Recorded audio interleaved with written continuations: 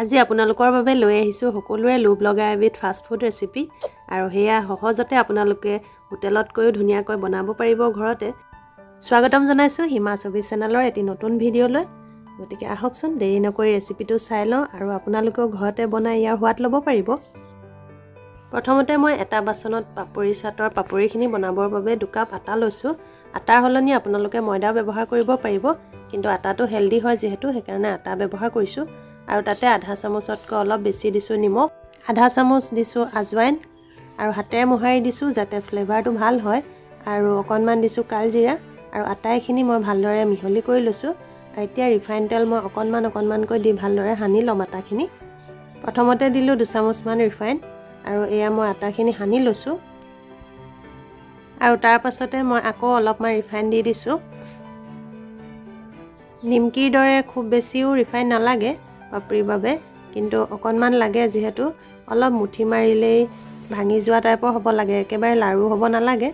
এয়া দেখিছে মই দেখাই দিছোঁ, একেবাৰে মুঠি হোৱা নাই, তেনেদৰে মই সানি ল'লোঁ আটাখিনি। আৰু এতিয়া মই 1 কাপ লৈছোঁ একেবাৰে কুহুমীয়া গৰম পানী, একদম পাতল গৰম পানী, আৰু অলপকৈ দি ডোটো মাৰি ল'ম।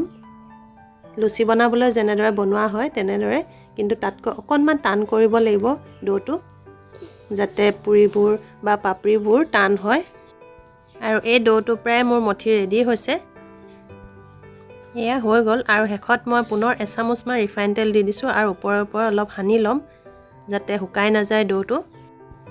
আৰু এয়া মোৰ ডোটো মঠি লোৱা হৈ গ'ল। আৰু আপোনালোকৰ সুবিধাৰ বাবে মই দেখাই দিছোঁ, আধা কাপ পানী ব্যৱহাৰ হ'ল মোৰ। আৰু আটা লোৱাৰ একেটা কাপেৰে আপোনালোকে পানীও ল'ব। আৰু মই ঢাকি থলোঁ আধা ঘণ্টামানৰ বাবে, আপোনালোকে লগালগো বনাব পাৰিব। এনেদৰে ৰুটি বনাবৰ বাবে লাৰু কৰি লৈছোঁ, আৰু এইখিনি মই এতিয়া একদম পাতলকৈ বেলি ল'ম। যিহেতু ৰিফাইন অলপ সৰহকৈ দিয়া হৈছিলে সেয়েহে একেবাৰে গোল নহয়, আৰু গোল হোৱাৰ প্ৰয়োজনো নাই, যিমান পাৰে ৰুটিখন পাতল কৰিব। এই পাপৰি চাট খাবলৈ খুবেই সোৱাদ হয়, আপোনালোকে এবাৰ বনাই খাই চালে নিশ্চয় গম পাব, আৰু বাৰে বাৰে বনাবলৈ মন যাব, লগতে আলহীকো ইয়াৰ সোৱাদ দিব পাৰিব। এতিয়া মই ৰুটিখন বেলি ল'লোঁ আৰু চোকা নাইফ এখনৰ আগটোৰে এনেদৰে দাগ কৰি ল'লোঁ যাতে পুৰিবোৰ বা পাপৰিবোৰ বনাওঁতে ফুলি নাযায়।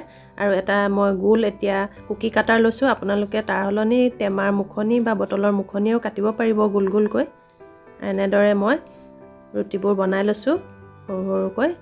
গোল হ'লে আচলতে দেখিবলৈ ভাল লাগে কাৰণে গোল দিছোঁ, আপোনালোকে কটাৰীও কাটিব পাৰিব ডিজাইন দি।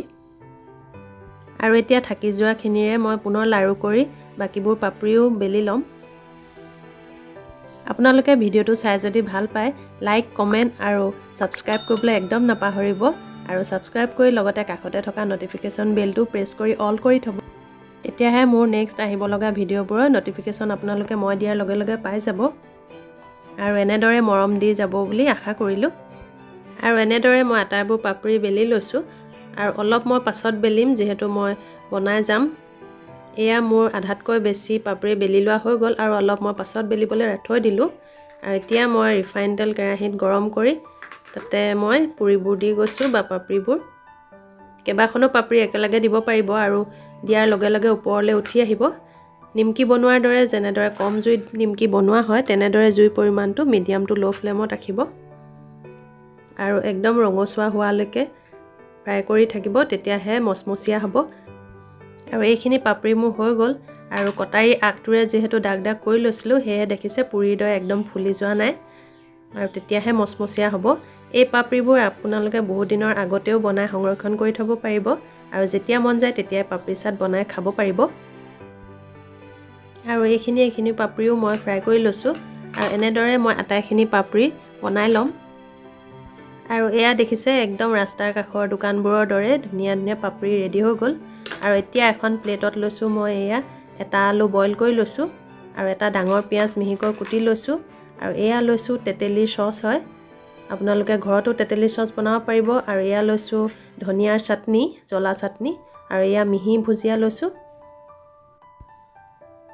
আৰু এইখিনি পাপৰি মোৰ ফ্ৰাই কৰি লোৱা হৈ গ'ল।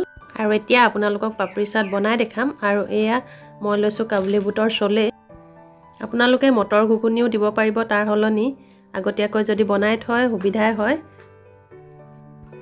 এতিয়া মই দুইখন প্লেটতে পাপৰিবোৰ এনেদৰে সজাই লৈছোঁ এয়া পাপৰিবোৰ দুইখন প্লেটতে সজাই লৈছোঁ বহলকৈ ঠাই নোহোৱাকৈ সজাই লৈছোঁ যাতে ওপৰত দিলেও বাগৰি নাযায় আৰু এয়া মই চলে অলপ দি লৈছোঁ যেহেতু ঘৰতে বনাইছোঁ সেয়া সৰহকৈ দিলে খাবলৈ আৰু সোৱাদ হয় অলপ সৰহকৈ দি লৈছোঁ আৰু মই দুজনৰ বাবে বনাইছোঁ পাপৰি চাট এতিয়া মই আগতে বইল কৰি থোৱা আলুটো অলপ মিহি টুকুৰা কৰি ল'লোঁ আৰু সেয়া দি দিছোঁ ওপৰতে